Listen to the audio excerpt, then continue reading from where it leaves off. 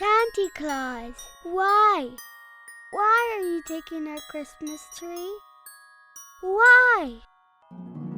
This is the most important scene in Ted Geisel, aka Dr. Seuss's 1957 book, How the Grinch Stole Christmas, the titular Grinch's epiphanic moment at the top of Mount Crumpet.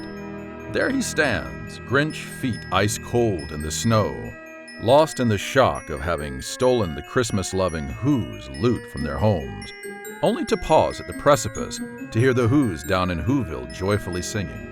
It is a moment many of us have seen and felt every year for decades, and has come to epitomize the meaning of Christmas for many people. This carries forth into the 1966 holiday special, How the Grinch Stole Christmas, which is based on the famous book and directed and co-produced by Chuck Jones of Looney Tunes fame, and featuring the voice of monster actor Boris Karloff. For many people, Christmas is not complete until they've seen The Grinch at least once during their holidays, much like A Charlie Brown Christmas or It's a Wonderful Life or A Christmas Story. The Grinch lives in a cave on a mountain overlooking Whoville, a small, simple village filled with Who-mans, and they just love Christmas. The Grinch, conversely, hates both the Who's and the holiday. So he hatches a plan to invade Whoville dressed as Santa Claus, where he'll carry out a reverse Santa act and, instead of bringing presents, he'll steal everything they have. As the Who's sleep, the Grinch carries out this act of grand larceny, packs everything onto his sleigh and proceeds to the top of Mount Crumpet to dump it. But before he pushes the sleigh over the precipice, he pauses to listen to the sounds of mourning that will inevitably rise from the Who's, who are at that moment waking up, bringing us to the climax of the story. The foundation of this climax is a religious concept called an epiphany. An epiphany is a sudden insight or intuitive understanding, and is often the first step in any religious or spiritual pursuit. It's almost always preceded by some state of dissatisfaction or emptiness.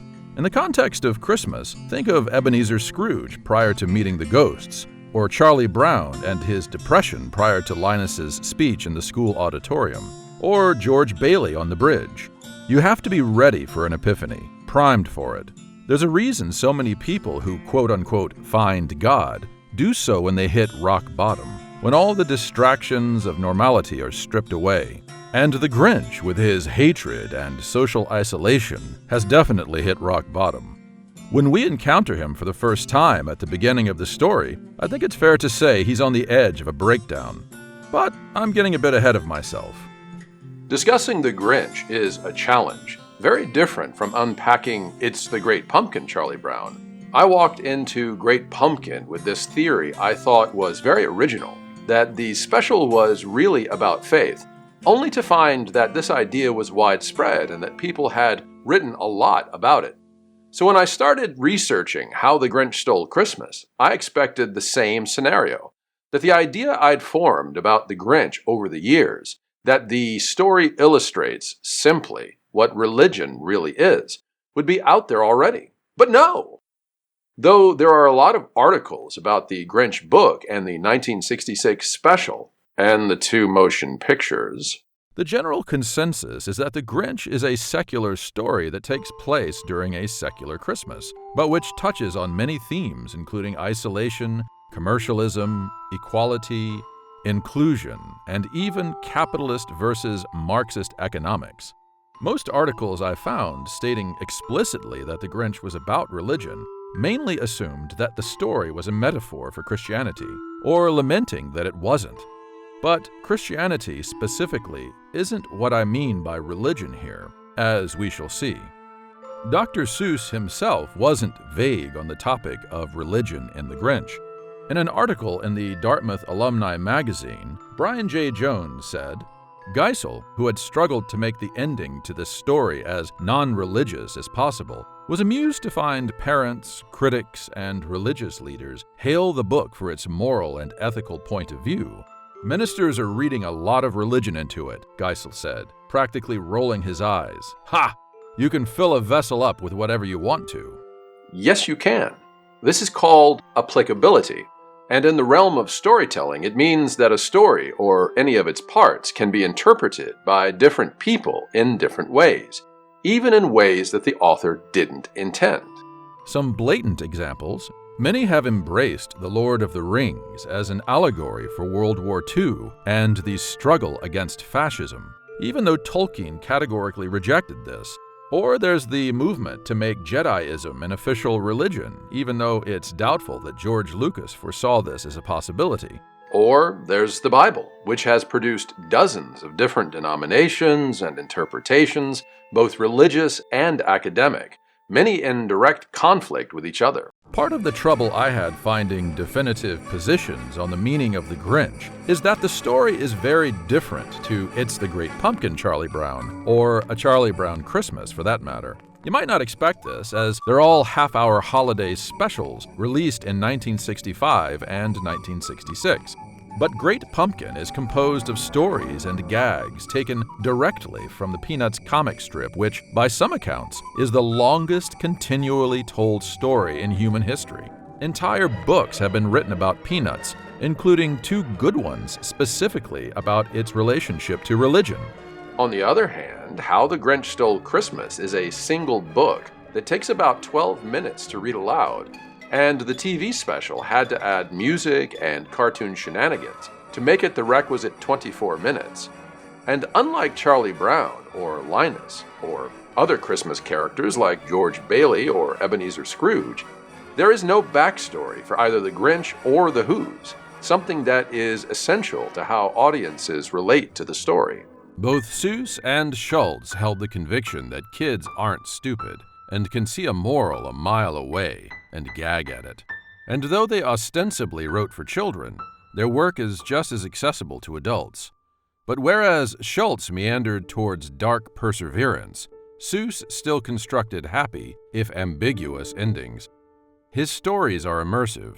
Seuss walks in on the lives of his characters as we would in real life, leaving us to learn about them by their actions. The adventure comes first, and the moral, if any, is subtle and interpretive.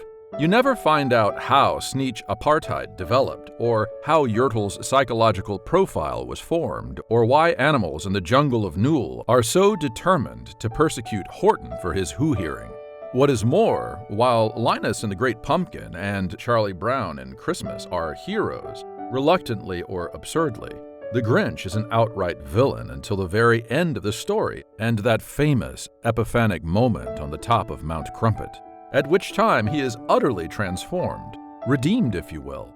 We identify with Linus and Charlie Brown because we want to be heroic, but we understand the Grinch because there's something of the villainous in us all. That's, again, applicability. But it's much easier to step into that role in The Grinch because of Seuss's streamlined narrative and lack of a backstory. We don't know the Grinch's history, so we can reflect on our own. We don't know why he hates Christmas or the Who's, and so we consider our own hatred. We don't see what happens after the Grinch's triumphant return to Whoville, so we insert our own redemption arc, either real or imagined. This isn't the same with other Christmas protagonists, even villains.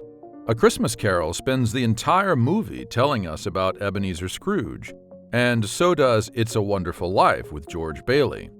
Before either movie has its epiphanic moment, they are complete characters we feel we know very well. We can come along with them, but we cannot so easily be them, because they are distinct individuals. The Grinch functions more like an aspect of ourselves we'd rather not think about. Was the Grinch designed to be this way? Probably not, though there's every indication that Dr. Seuss identified more closely with his green villain than any of his other main characters. On coming up with the idea of How the Grinch Stole Christmas, Seuss said in 1957, "I was brushing my teeth on the morning of the 26th of last December when I noted a very Grinchish countenance in the mirror. It was Seuss. Something had gone wrong with Christmas, I realized, or more likely with me. So I wrote the story about my sour friend, the Grinch, to see if I could rediscover something about Christmas that, obviously, I'd lost." Seuss even sported a Grinch license plate on his car for years, and he was 53 years old when The Grinch was published. Why, for 53 years I've put up with this now. And consider this anecdote from Brian J. Jones's article where Seuss answers a letter from two boys named David and Bob Grinch, who wrote to the author complaining about being picked on every Christmas. Said Seuss in his reply, "Can they understand that the Grinch in my story is the hero of Christmas? Sure, he starts out as a villain, but it's not how you start out that counts. It's what you are at the finish. This is called a redemptive arc. You might recognize it from Scrooge in A Christmas Carol and some other stories." Redemptive arcs don't necessarily indicate that a given story is religious, but they do imply more than secular rationality.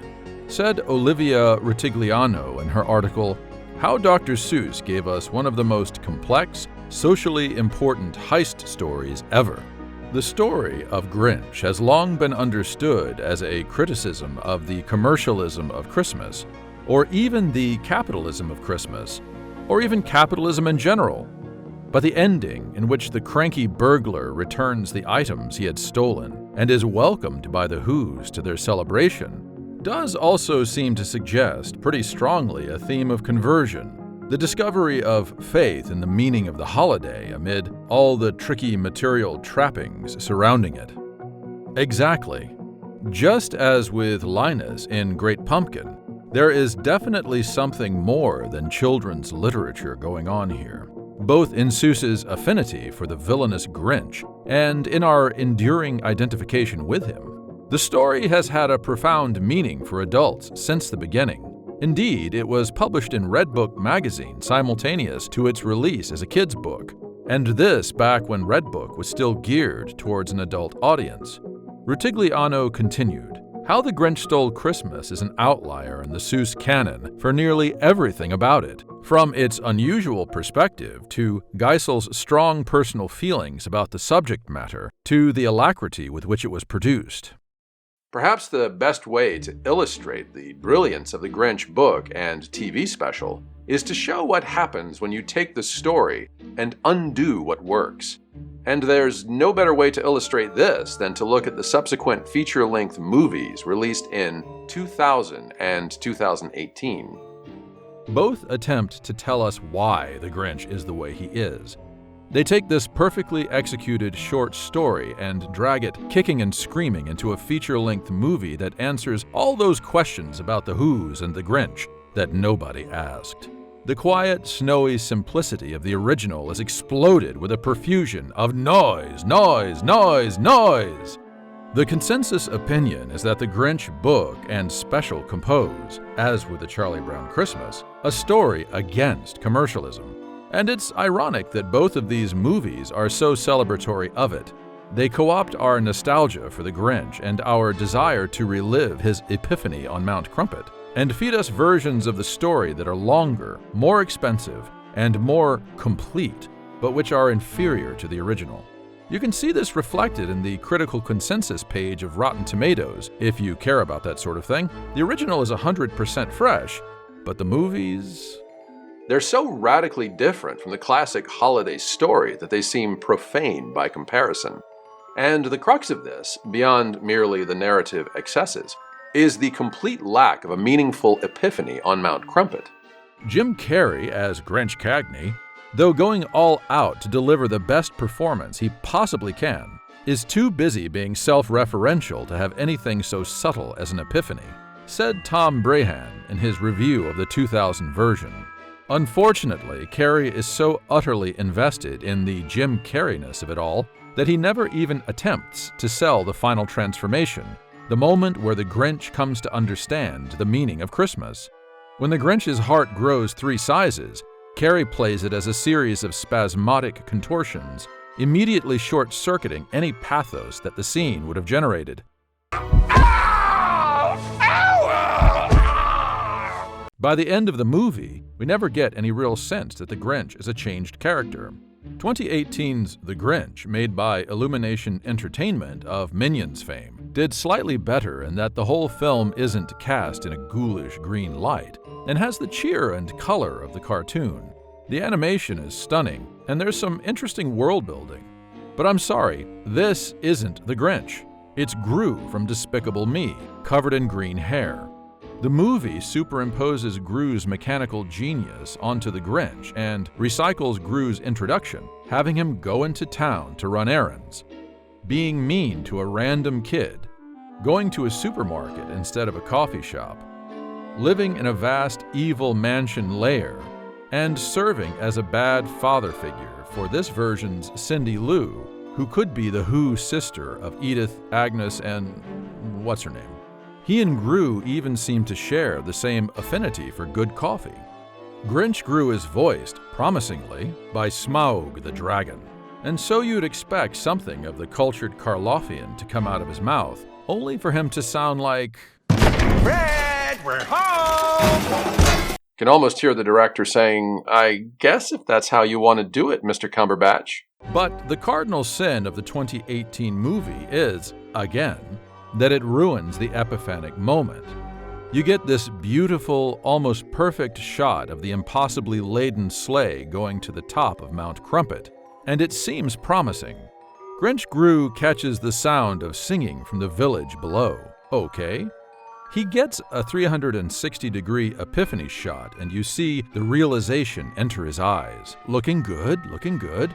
And just when you'd expect the classic internal monologue about ribbons, tags, boxes, bags, we're launched into a Mission Impossible-style action scene where the sleigh slips, Grinch Gru dives off of Mount Crumpet, deploys a grappling hook to stop himself and the sleigh from plummeting into the chasm, deals with the cliff's edge collapsing, and then relies on a fat reindeer with an impossibly strong jaw to catch a sleigh that was so heavy it pulled a mountain peak apart, and then pull the sleigh back up onto the peak. Seuss's original text for the epiphanic moment is nowhere to be found in this mess, and neither is the heart. Unlike the Seussian simplicity of the original, we can't step into Grinch Cagney or Grinch Gru because there's no room for us.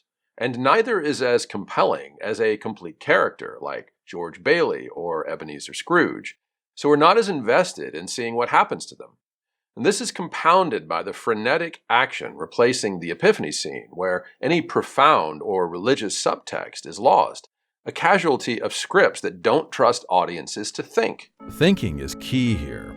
In my collection of Dr. Seuss stories, Your Favorite Seuss from Random House, there's an essay from Philip Glassman about Ted Geisel. Glassman says, "The truth is that Dr. Seuss taught millions of children not only to read, but to think. And he taught us not through fear and warnings, but through joy and laughter, that what makes us different on the outside is not important." In the original, the Grinch stops after hearing the Who sing to think. He's encountered what, to him, is a paradox. What he believes is a useless holiday has presented itself as something radically different, and he can't quite compute. He puzzles until his puzzler is sore, man. In the book for 3 hours. You see? Thinking. I can't really forgive these movies for making such glaring mistakes, though I can understand how difficult it is to unpack the story. As much as we love the Grinch, I can't shake the feeling that we're not quite sure what to make of it. You might think it's obvious after watching or reading the story a dozen times to sum up the moral in one sentence. It's about consumerism, or it's about the importance of community, or it's a Marxist parable, or it's about Christian values. All of these are concepts that people have applied to the story. For years, when I'd watch the TV special or read the book, the word that came to my mind was inclusiveness. Though that word didn't quite sum up the Grinch's epiphany. To quote again from Brian J. Jones's article, Geisel wanted the final moment of the TV special to be deliberately paced. He had worked hard when writing the book in 1957 to make it as non-preachy as possible, and he didn't want the cartoon going for an easy, saccharine, Technicolor Christmas ending. What the ending does accomplish is to show the Grinch experiencing a sense of awe in something. It starts with the Who's and rises to the Grinch in the form of this starry apparition, and it hits the Grinch like a ton of bricks, making him immediately shift his perspective from the villainous to the heroic. His heart growing 3 sizes is telling us how extreme this is, and the cartoon takes this further with his superhuman feat of lifting the sleigh. Part of it is the way the story's ending was formed. Said Seuss, "It was the easiest book of my career to write," he recalled, "except for its conclusion. I got hung up on how to get the Grinch out of the mess. I got into a situation where I sounded like a second-rate preacher or some Bible thumper. Finally, in desperation, without making any statement whatever, I showed the Grinch and the Who's together at the table and made a pun on the Grinch carving roast beast. I had gone through thousands of religious choices, and then, after 3 months, it came out like that. And it works. But why?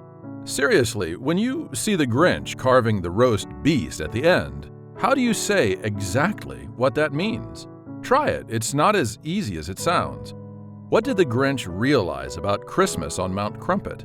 And how does he get from grand larceny to bringing the Christmas stuff back to Whoville to being the guest of honor at their table? What explanation is there for that? Or for the way in which Seuss's solution worked so well after going through thousands of religious choices? This is the first we see of the Grinch in the book. Take a good long look at this guy. What can you tell about the Grinch from this one picture? Remember earlier that I said he's on the edge of a breakdown? And as we turn the page to see him staring down into the village of Whoville, off in the distance, and his hatred for the Who's really cements in our minds, I think it's obvious that this is someone in a dark place. And when we set forth from the warm safety of our own homes, I think there are a lot of people who experience Christmas this way. And I have to say, I get this. I mean, it's hard not to love Christmas. The lights, the music, the winter weather. But for a while now, it's left me feeling disillusioned.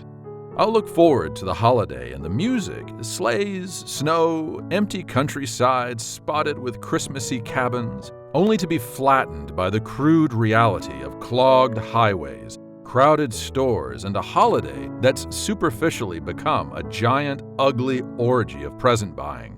The meaning and themes of Christmas seem, indeed, to have become the victim of commercialism that both Seuss and Schultz feared, which redirects our better natures towards consuming stuff.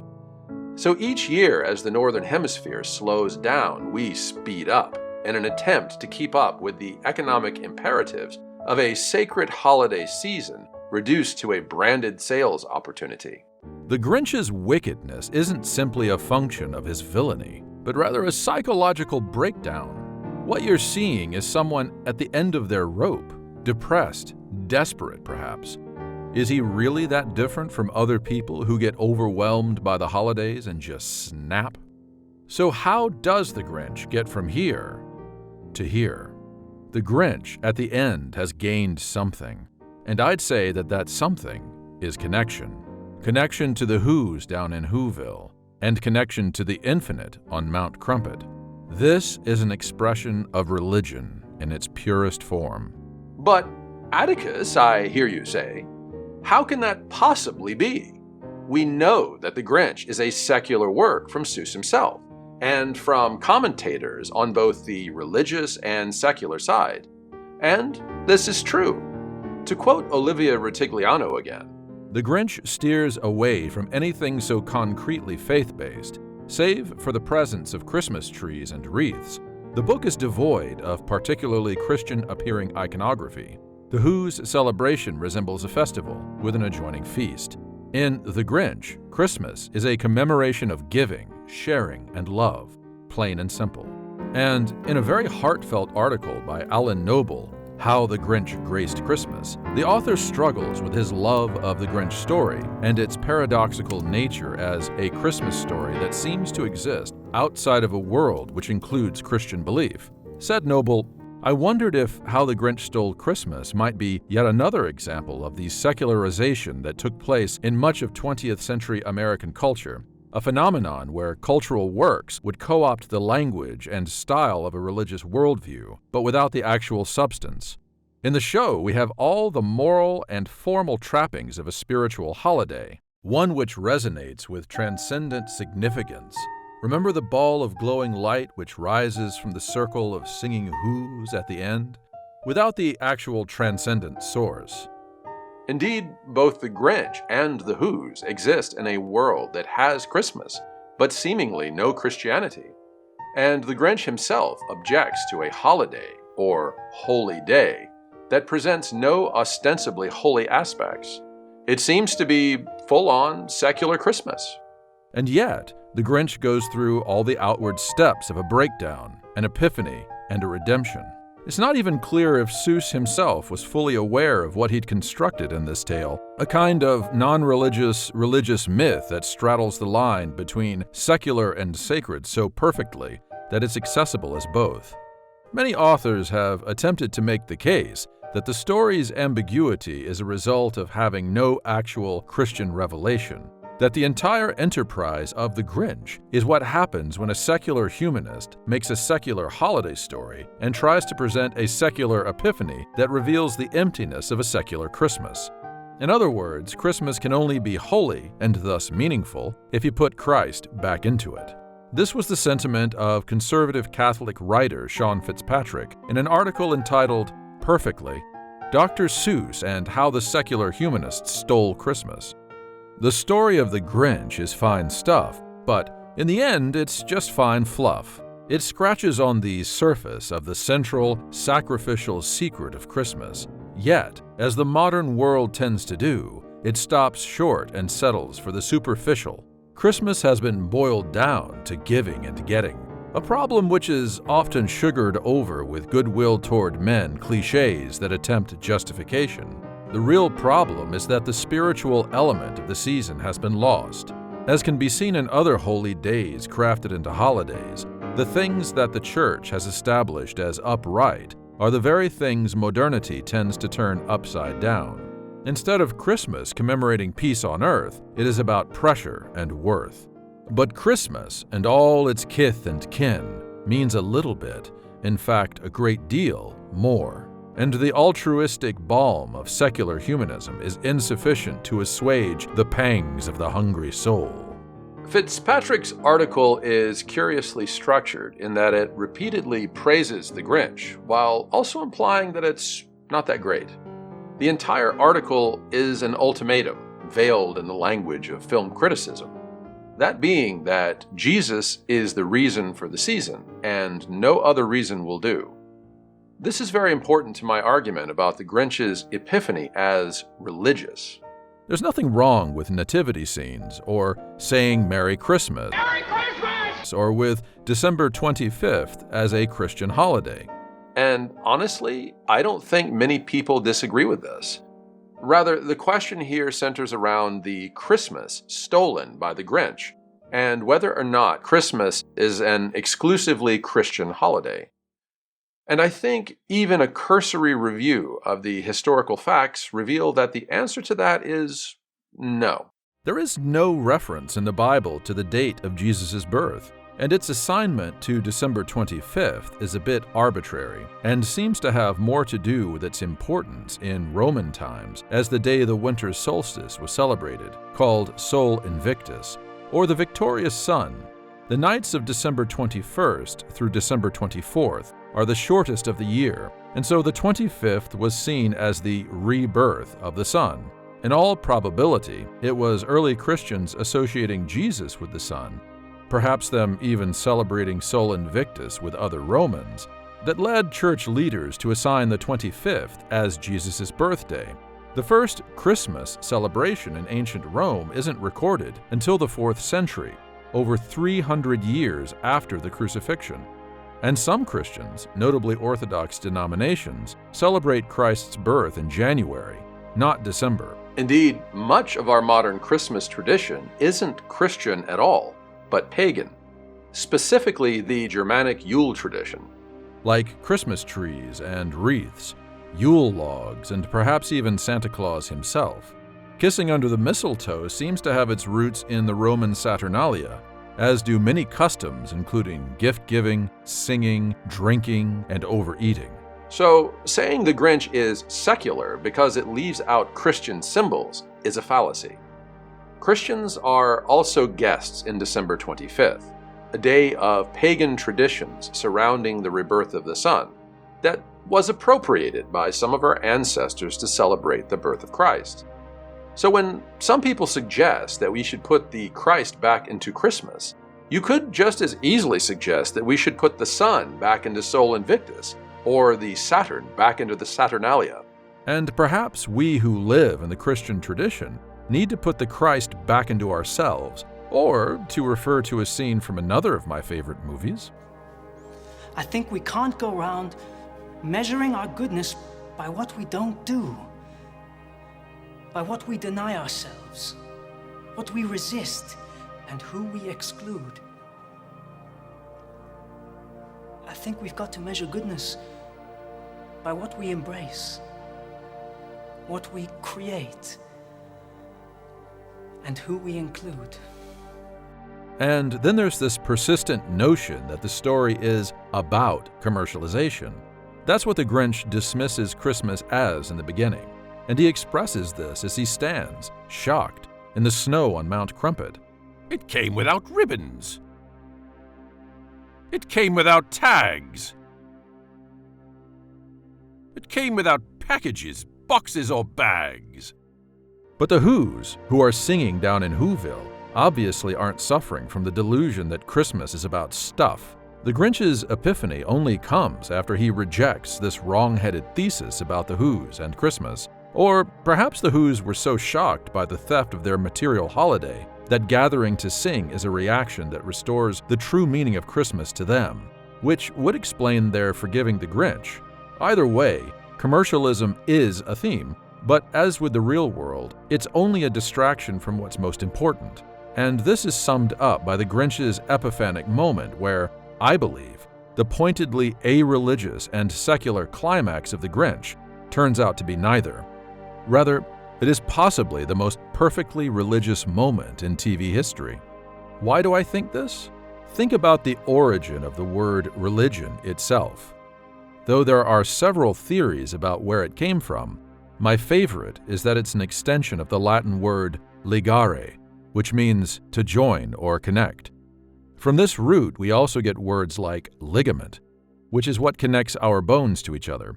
Connection is key here, or rather, reconnection. Ligare, religion. Stripped down to its barest essentials, that's all religion is: connection. Connection to the infinite or godly, connection to the world around us, and connection to people and other living things. Reconnection, religion. The Grinch's realization is not simply that Christmas exists beyond its commercialized form, or that the Who's aren't as bad as he thought. No. What we're seeing is the Grinch moving from isolation to a kind of holy connectivity. It's no accident that the word holy has the same root as the words heal and hail, a root which originally meant to keep whole and undivided. What happens to the Grinch on Mount Crumpet is something that happens to a lot of people who, like the Grinch, are at their wits' end, depressed, suffering from an undefinable malaise, missing connection, a stake in the game, a sense that some things matter. Or, in the parlance of the self-help tradition, break down, break through. If there's a central criticism of commercialism, it's that stuff distracts us from this connectivity. To return to Olivia Ritigliano, the Grinch articulates a particular thesis that also speaks for and emblematizes the entire Seuss oeuvre. It is suspicious of the flashy and exciting things that distract us from our obligations, responsibilities, common sense, and wonder for natural things, rather than artificial ones. Evergreens, snow, dark starry nights, and the glorious return of longer days and light. And all those activities we associate with Christmas bespeak connectivity. Sleigh rides, family reunions, church services. Christmas's central message is one of reconnection. And I say that religion is to reconnect with the world around you and the people in it. This is at the heart of every great Christmas story, whether it's Scrooge or George Bailey or the Grinch, especially in the cold and dark of December. You are not an end unto yourself. And the failure to realize this will leave you alone, embittered, and isolated at Christmas or any other time. There is a table set in the halls of Christmas, and all are welcome alongside Grinches and Whos, as the roast beast is brought out, and no doubt a tofurkey beast as well. We'll share the lights and the music, the snow and the cheer, the holly and a roaring fire. People can kiss under the mistletoe or talk by the hearth. No oath or declaration is required at the door, and you can walk out with your beliefs intact, your belly full, and, hopefully, your heart grown 3 sizes. Welcome Christmas, bring your cheer. Cheer to all who's far and near. Christmas Day is in our grasp, so long as we have hands to clasp. Christmas Day will always be, just as long as we have we.